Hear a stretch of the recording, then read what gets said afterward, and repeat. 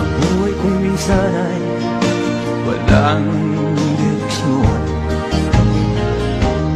Tila kay lupit-lupit nitong panahon. Huwag kang mawawalan ng pag-asa.